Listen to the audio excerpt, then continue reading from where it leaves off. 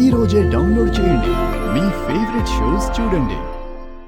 ఇట్టా జైల్లో పడేలా ఇరికించినది నేనే. ప్రాణాలకి తెగించి నా అమ్మికి నీ మీద నమ్మకం పోయేలా చేసిన. ఇప్పుడు నా అమ్మి మనసులో నీ స్థానమేంటో తెలుసునా అబ్బి?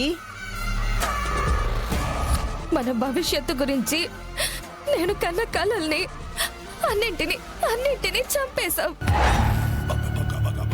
ఇక ఈ జన్మలో నిన్ను క్షమించను.